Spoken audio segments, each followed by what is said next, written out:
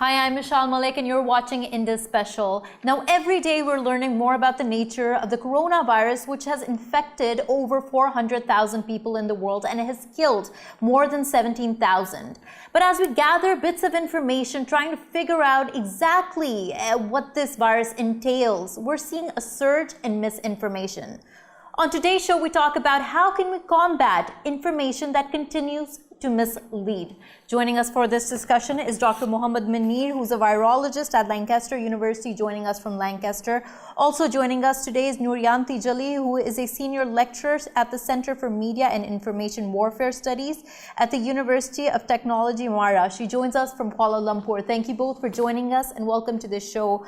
Dr. Mohammed Munir, now, misinformation is not being ignored. In fact, there is almost an aggressive manner in which people are trying to curb it, aggressive manner at which authorities are trying to attack it. Tell us exactly why misinformation in a case like this is so lethal.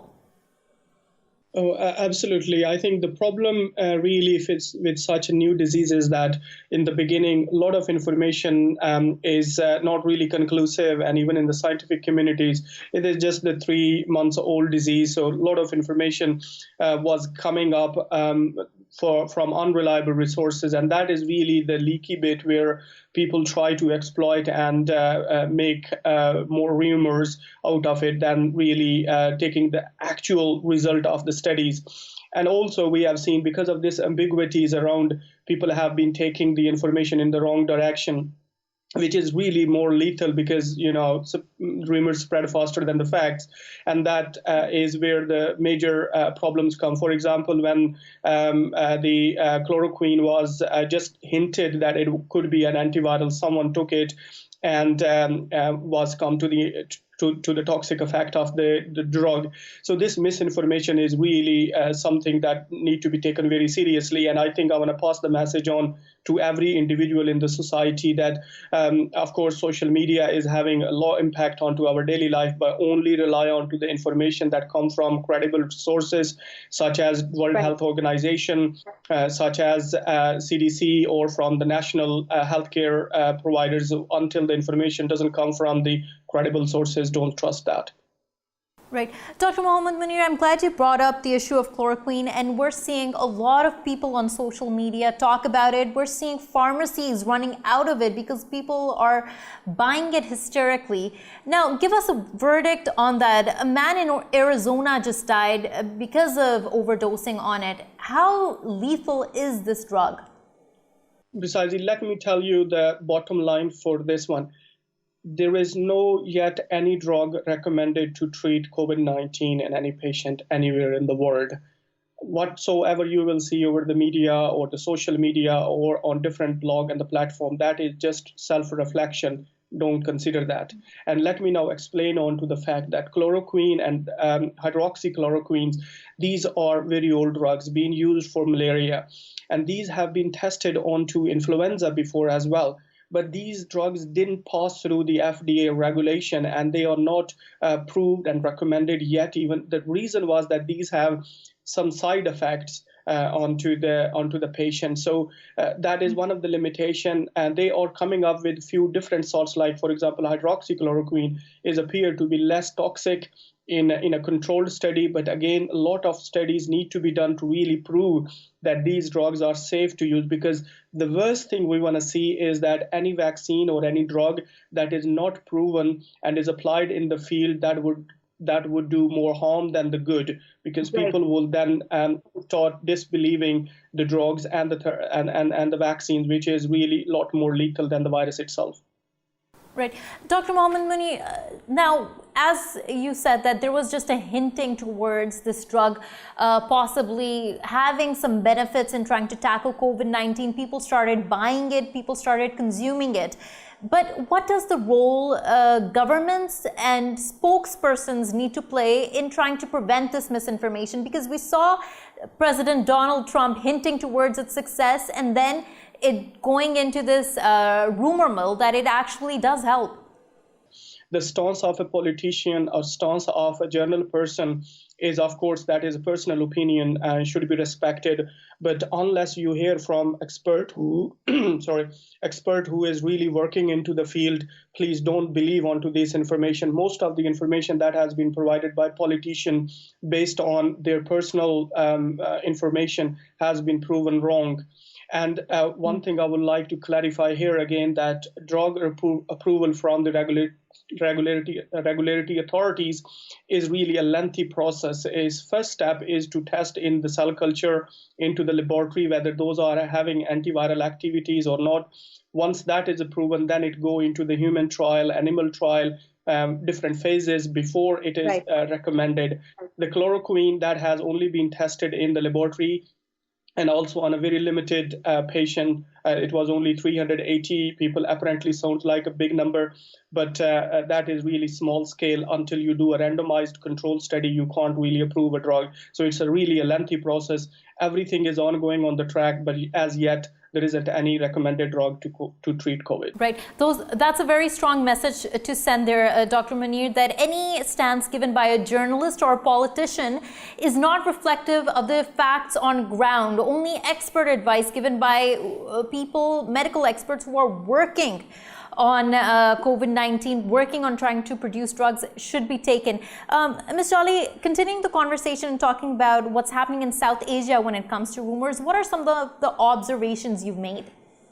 Of course, there is some sort of similarity between in Southeast Asia and also in South Asia. What I noticed is that people tend to believe health tips that was shared online on social media, particularly like on Facebook and Twitter and on WhatsApp, that found that the simplest act of Googling information that you receive on social media on WhatsApp, just by Googling it, it will decrease your potential to become another victim of false information. So I think one of the key observations here that I observed throughout COVID-19 pandemic is that our people are still behind in terms of media literacy, and there are a lot of things that we have to do to increase the literacy level so that they can always, fact check information, can increase their literacy on, Right, and the solution the idea that you proposed there from rooted in a study that Google searching just one fact or one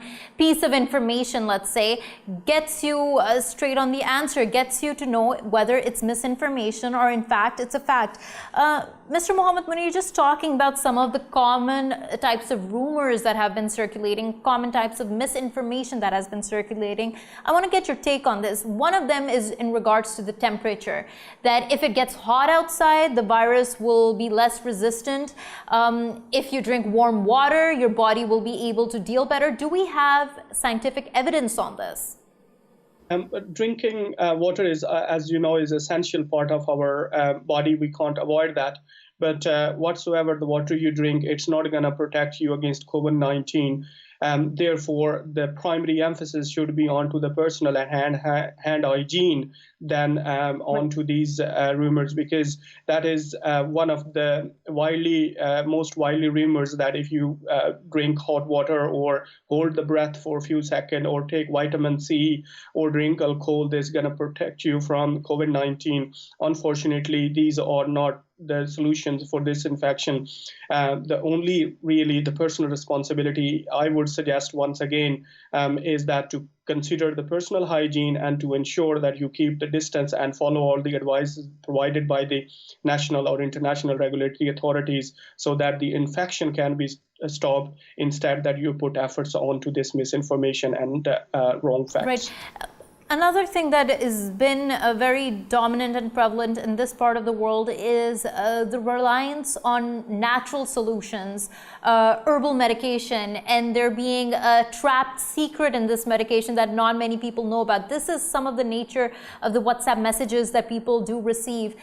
Do we have any proof that any form of organic medication or herbs actually help mitigate the impacts of COVID-19? Well, there are several studies conducted around the world onto different regime for the treatment. Majority of those that appear to be facilitating are sort of soothing effect onto respiratory system, or sort of alleviating the immune responses, or sort of clearing the respiratory tract. So those are some indication people think that they are getting better or cured for the COVID-19. But unfortunately, when virus enter into the body, there is no such drug that can eliminate the virus from the body, or can interfere with the normal replication cycle of the virus. So all the treatments, whether it is herbal, whether it is home remedies, or anything that is being proposed, are really supportive, if I may say so. But there isn't anything that can directly act onto the virus, because at the moment there is no any drug yet approved to be antiviral at this moment. Right, and I want to keep reiterating that information, because the proportion, the huge bulk of misinformation is coming in such influx that it's important to reiterate that fact that until a drug is not certified by experts, don't seek it out. Ms. Jolly, just talking about the information ministries, especially in South Asia, what can they do? I put this question to Dr. Munir as well, but I'd like your take on it. How can governments try to tackle this issue of misinformation? I think one of the most important thing that the government has to focus on is to help the people to increase their news literacy, like I told you before this, but also for individuals to learn by themselves. There are a lot of what we call it online courses, free online courses to teach about news literacy. If you take a look at websites such as Pointer is actually a media institute based in Florida. They offer a lot of free courses for journalists, for people like you, for people like me, for everyday people to learn about news literacy skill and information literacy skill. So I think one of the ways that for the government to take a look at these free courses and to learn from all this, what we call international media institution, and then to adopt the framework and to use it as part of the what we call it news information literacy campaign in our respective country, and to reach people beyond, because you have to understand, if we discuss about South Asia, we discuss about Southeast Asia, there are still a lot of our people who are disconnected from internet, and these people are often the ones that share false information and become the victims of false information, because they get this information from those that have all these mobile devices. So I think one of the key things is that for us ourselves to learn, and also for the government to create effective and cohesive campaigns and workshops to focus on increasing what we call it information literacy. And other than that, if you see across the world, government has adopted harsh laws. Like in Malaysia, for example, we used to have anti-fake news, but then it was repealed. But then again, we have existing laws here in the country that we used to charge people who share false information. If you found guilty, at least here, at least right now during the pandemic, if you share false information on COVID-19, that you will, if found guilty, you will be sent to prison for 2 years and to be penalized up to 12,000 USD. So that's a lot of money, a lot of time in prison. So I think government, other than using law, also have to think about other ways of like especially increasing information literacy. And media has to really step up the game to become what we call it the key agency to provide reliable information other than the government. Right. So one of the ways is that to of course increase our skill as the media people by learning this information literacy skill. Sure. Right, that's essential, that media agencies themselves are aware about what it is to be literate in terms of information, in terms of spreading that information. That was Nuriyanti Jali joining us from Kuala Lumpur. Thank you so much for taking out the time.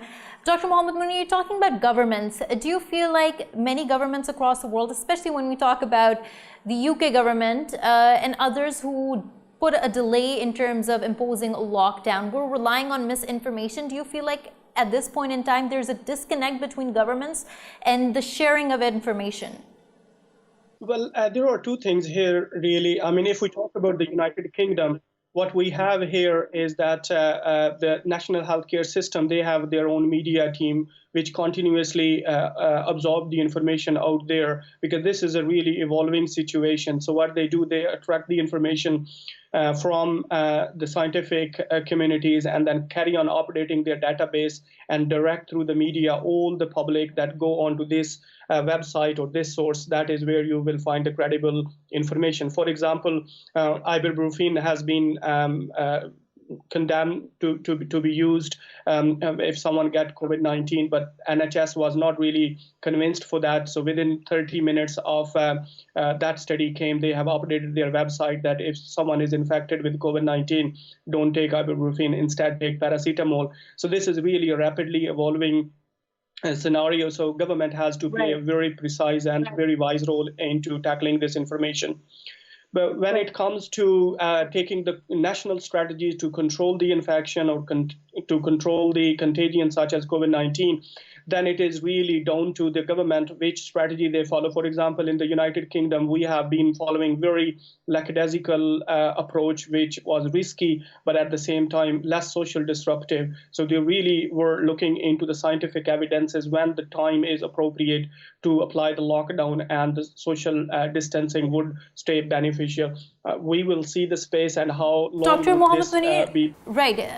It seems like governments are struggling with the evolving situation, as you mentioned here. They don't really know what step is the right way forward. And of course, that is the nature of this pandemic. It's rapidly evolving. We don't really know what to do. On that point, I do want to introduce Mr. Philip Ingram, who's a journalist who specializes in security and intelligence. He joins us from Birmingham. Thank you so much, Mr. Ingram, for joining us, and welcome to this show. Now, Facebook, Google, LinkedIn, many online social media platforms have joined force in trying to deal with the misinformation regarding COVID-19. Can you tell us some of the policies they're adopting, some of the ways they're going to be doing this? Well, they will be looking at misinformation that gets reported to them and taking it off their sites as quickly as possible. There's a danger that this misinformation could, at best, just cause panic. But we've seen instances where people have misinterpreted what's been put out in good faith in some cases, and it's killed them. In the United States, President Trump made a comment about chloroquine, and an Arizona resident saw that on a label of a fish tank cleaner and drank it and died because of that. So it can cause real problems, misinformation. Of course, misinformation has always existed. That's not new information, and social media platforms have tried to deal with the situation. How do you think things are so much more different this time around, given what we're seeing, the nature of this pandemic going out to become? I think things are different now because people are very, very concerned, and they'll latch on to anything that sounds as if it could be credible, whether it is some form of fake cure, whether it is some form of sensationalist information about what is going on in a part of the world. And as the countries become more and more locked down, that has got a greater danger of spreading in the same way that the virus is doing. If people don't socially distance themselves, people should distance themselves from non-reliable sources of information, because that can be just as dangerous when you've got this sort of imposed isolation. Right. Talking about how the World Health Organization is pairing up and teaming up with some of these media platforms. Now, there was a statement released about how they're going to be using TikTok as a platform to spread about awareness. Do you see that happening in a positive way? Because we know TikTok has comedy, it has many different forms of videos that might not just always be right down to the point. Do you see that working well? I can see it working well if it's carefully controlled by the different international organizations and agencies, and that people, the general population, have to take responsibility for this and recognize that if they're not getting information from a reliable source, if something that's come out there that has interested them, instead of retweeting it or reposting it or doing something else, check with one of the reliable sources. If it's not on there, there's a better than average chance it's not true. So it's a balance between what the international organizations are doing with what national authorities are doing, and then the general population of different countries taking some responsibility for themselves. Right. Dr. Mohammed Munir, now we're deep into this mess. We are in a full-fledged pandemic. There is panic. There is an evolving situation. How do you think the way forward is in terms of federal governments and provincial governments working together and trying to bring about solutions which are well-informed and, of course, grounded in science? Precisely.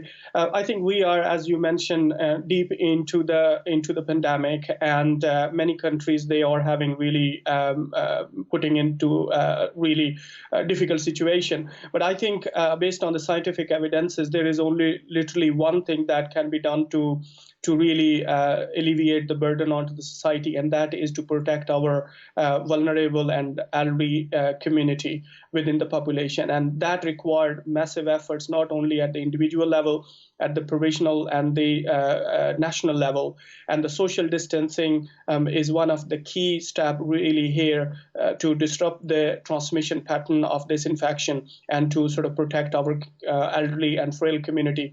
And that is, again, I would like to emphasize is that it's not just the requirement or the obligation by the government, but it's also down to the responsibility of every individual in the society to play a role, that they follow the advice provided by the government and to really play a decisive role to terminate this transmission, because until we won't see the petering out of this disease. Right. Mr. Ingram, now on a security front, there are a lot of statements that say that this is war against an invisible enemy of sorts. How do you think countries are dealing with this issue and governments are dealing with this issue? Are they taking it as a geopolitical concern or security concern? Is it falling in the realms of conventional security threats?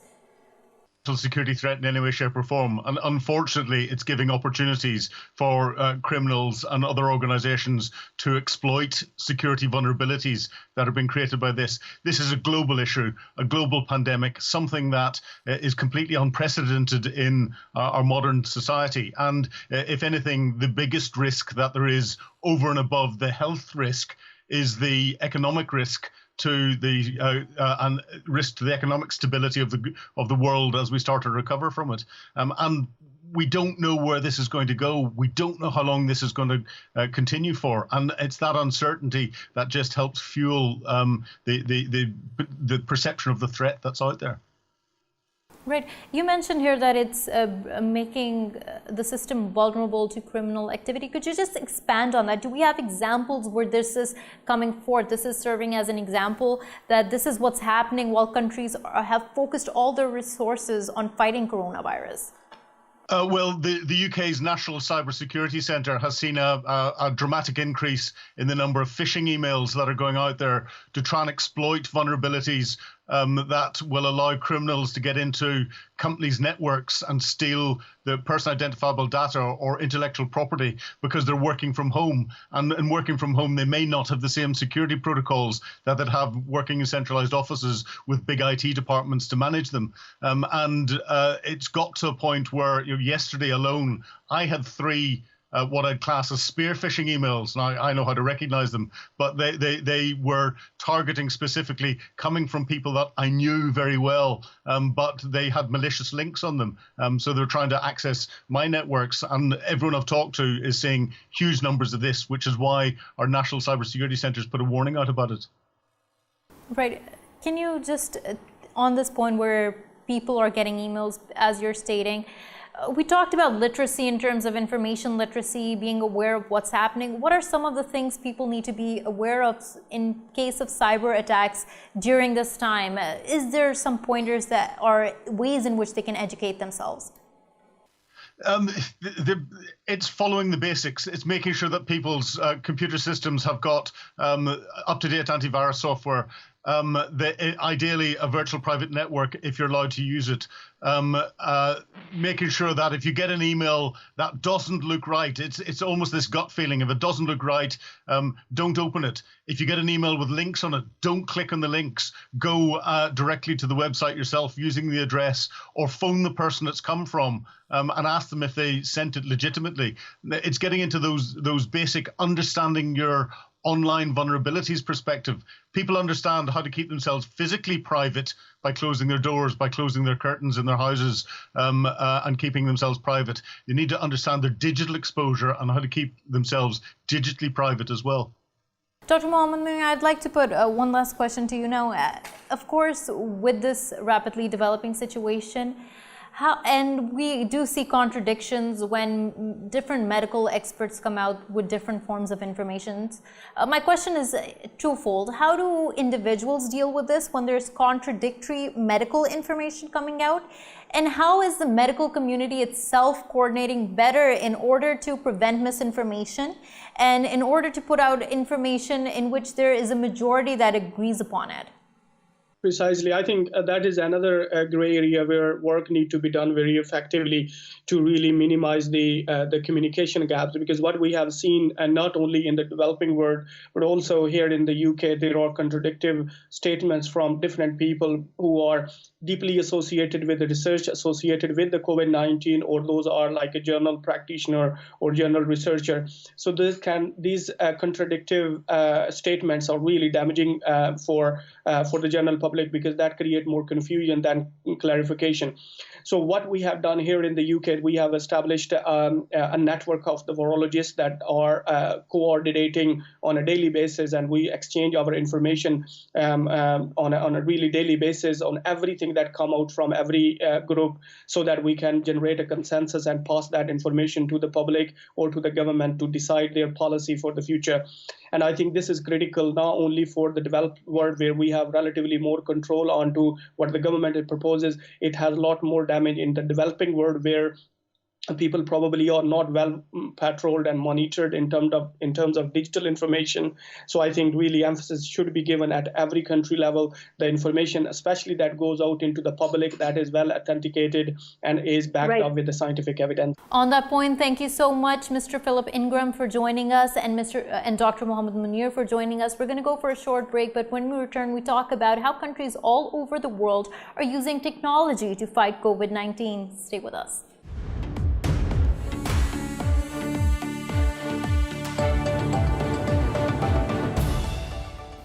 Welcome back to the show. Now, as the war against COVID-19 is becoming more aggressive, countries around the world are trying to explore how they can make best use out of technology and try to use it in order to tackle the pandemic we're seeing. We're going to talk more about this in this segment. Joining us for this conversation is Mr. Pierluigi Paganini, who is a Chief Technology Officer at Cybes. He joins us from Rome. Also joining us today is Mr. Ali Breland, who's a reporter based out of Washington, D.C., who works on intersection technology, politics, and the internet. He joins us from Washington, D.C. Thank you both for joining us, and a very warm welcome to the show. Mr. Breland, I'd like to begin with you. Now, we're talking about countries scaling up their technological use and trying to fight COVID-19 in a more effective manner. What are some of the common things you're seeing all across the board happening right now in terms of this?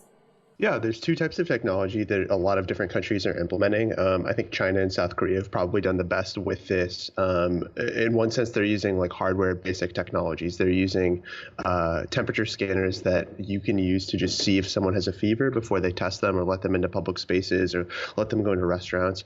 It's really innovative and proving to be effective, as South Korea has some of the lowest incidence, lowest rates of spread on the disease.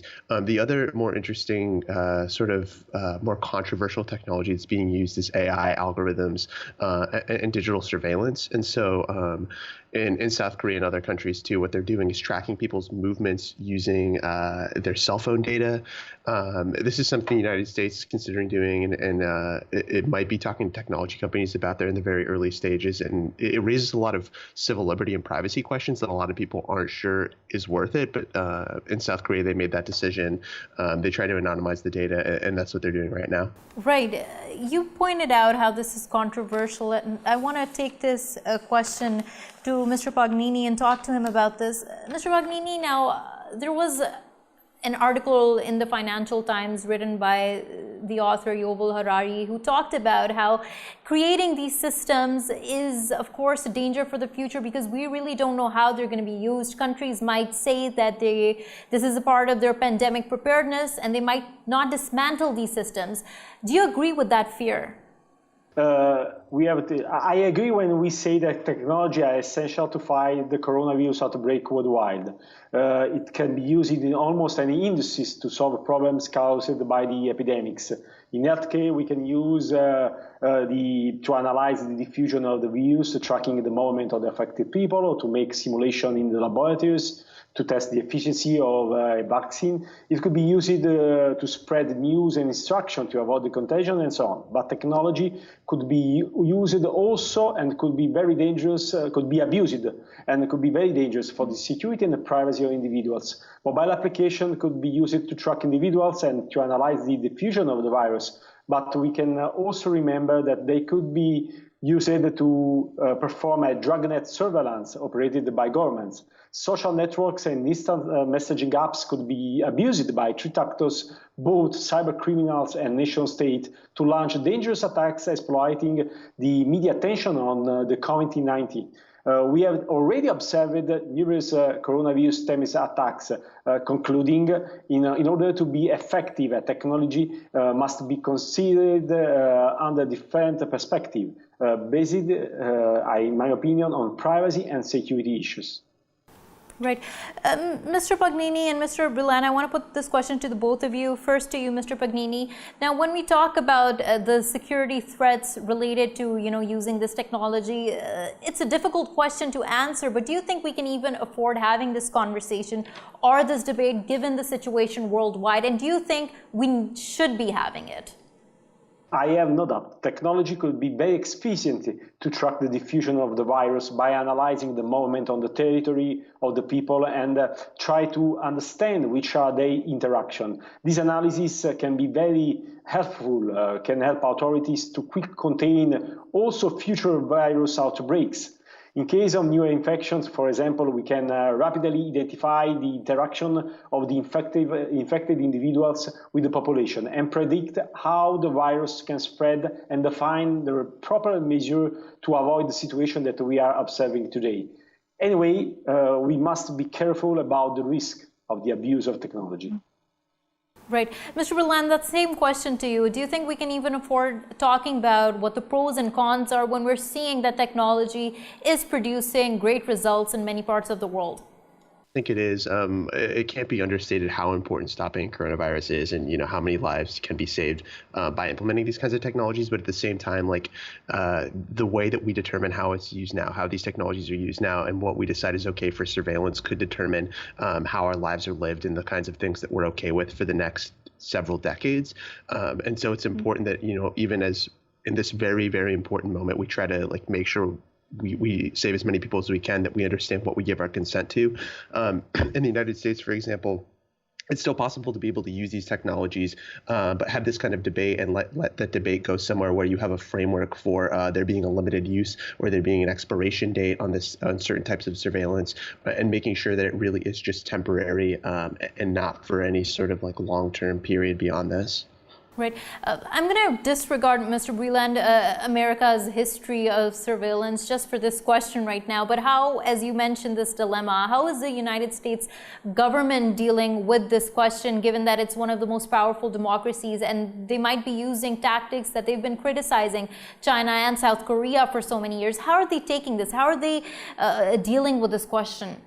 It's very early, and we're not entirely sure yet. There have been some very preliminary talks about the American government working with Facebook and some rumors and other companies like that to collect this kind of data. I was on a press call last week with Mark Zuckerberg, and this question was posed to him as if he would work with the government to share this kind of information. And he did basically say no. However, he was kind of quick to leave a little bit of a window open for himself to reverse on this. He did say that he thought it was unlikely that there wasn't. Seems to be a very difficult, complex situation, and especially someone like Mark Zuckerberg, who has gotten so much heat in the past for this, would have to make a very difficult decision. Mr. Paganini, now talking about the overall architecture of how technology has been designed in the modern age, most of this surveillance has been designed keeping in mind counterterrorism, keeping in mind fighting security threats. How do you think it's being adjusted to deal with the coronavirus? How do you see that working out? Yeah, the watchdog is analyzing the possibility of using mobile data to track the diffusion of the coronavirus. But we are in an early stage of the discussion because our law framework aims at protecting the privacy and the freedom of the individuals here in Italy. Anyway, I can tell you that local authorities in some regions of Italy are already requesting to telecom operator the mobile data of their users. But at the time is only considered such an experiment. And I can tell you that the privacy advocates disappointed this practice, fearing the repercussions on the privacy. So, of course, it's necessary to define solutions and processes that regulates the use of such kind of technology to protect the privacy of the citizen. We must be clear on how we can collect this data, how we can use the data, which is the time of redemption of the data. All these aspects are also covered by the European framework on privacy. So it's we are in an early stage, but I believe that it's very dangerous if we can abuse such kind of technology for surveillance. Right. On that point, thank you so much, Mr. Pierluigi Paganini, for joining us from Rome, Italy, Mr. Ali Breland for joining us from Washington, D.C. Thank you for watching Indus Special. We will see you again next week with more stories. Till then, please stay safe and stay inside. Goodbye.